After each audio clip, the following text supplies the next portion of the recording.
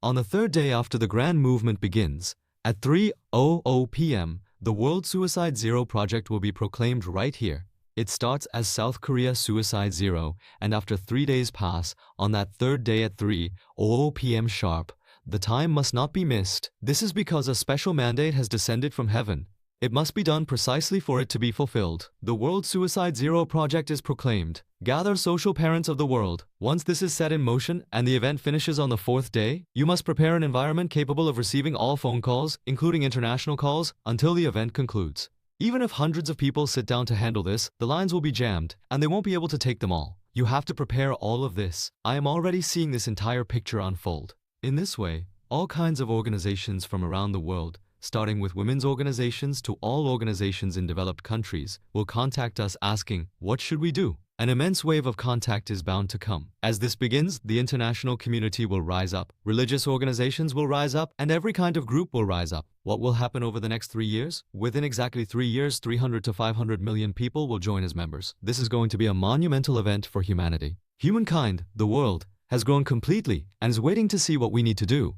They are waiting for what is truly important that we must do. But no one is presenting this kind of agenda. This is the task that South Korea, the nation of the chosen people, heaven's descendants, must perform. If we light the fire here, this lamp will illuminate the world immensely. While hundreds of millions of people gather like this, suicide will disappear from South Korea right now. In 3 years, we will eliminate suicide in South Korea. Why do people commit suicide?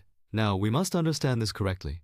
There is only one single reason for suicide. There isn't a second. It is the intellectuals who commit suicide. Uneducated people never commit suicide. Uneducated people will dig through trash cans, brush off maggots to eat and survive, or dig up the ground to chew on arrowroot roots to live. The people who commit suicide are those who possess knowledge. Why is South Korea #1 in the world? In proportion to its population, it has the highest concentration of highly educated people in human history. That is why it ranks first in suicide. Why is that? Intellectuals are those who despise living abjectly. They hate living in servility. Then how do they want to live? They want to live a meaningful and rewarding life. Even if they live for just 1 day, they want to live with a sense of worth.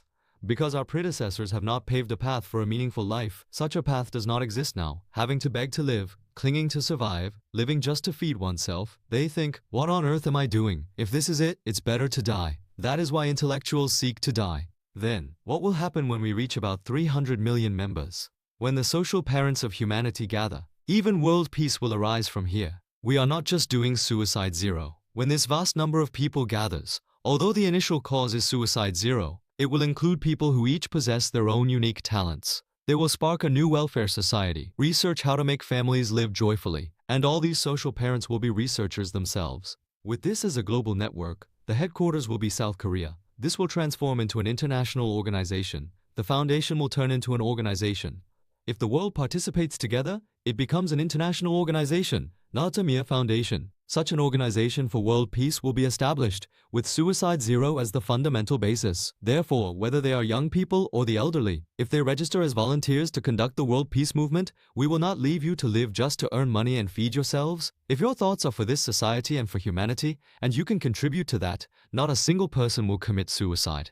Although I am speaking about this in a short amount of time, all of this will be designed and reported to the Federation of Korean Industries (FKI). For the ladies in South Korea to do something, they must design it well and report it to the FKI. When the FKI looks at it and says, "This is excellent, go ahead," then it is done. Women should not just do as they please. You must do the right thing for corporations to back you up. Corporations will not support you if you are doing the wrong thing. Women going out into the world and trying to do something just because they think they are smart is generally discouraged.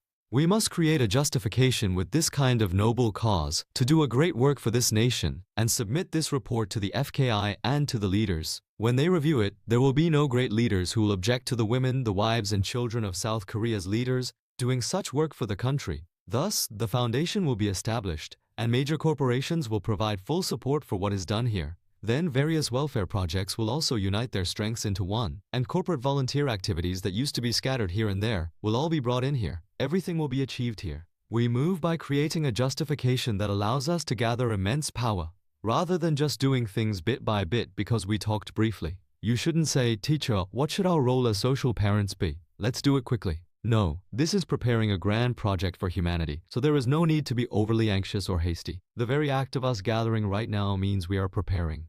Therefore, even just bringing questions that society needs, asking them, and presenting the answers back to society, doing just that means we are fulfilling our role.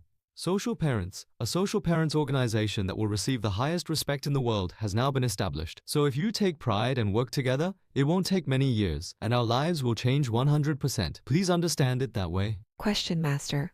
I have an additional question. You taught us that now is the time to gather social parents and prepare quietly. If so, may I ask if it is okay for us to practice researching among ourselves? I told everyone who wishes to participate in the research to register.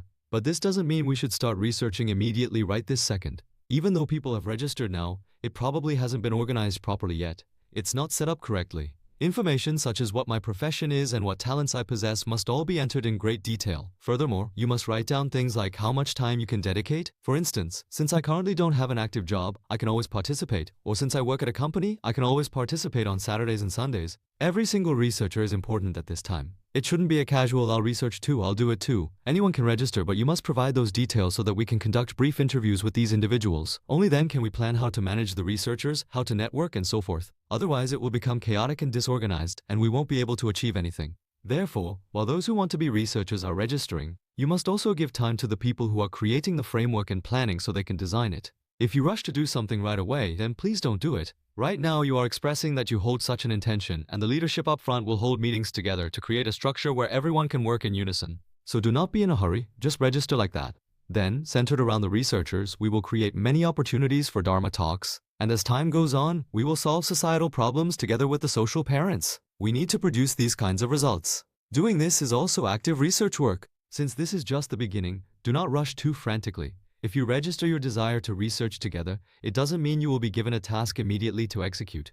Rather, it means we will categorize into primary researchers who will work directly, secondary researchers who will participate indirectly, and tertiary researchers who will add their strength, among various other roles. To plan and design all of this, I asked you to register first. So do not rush, register, and write down your strengths and assets.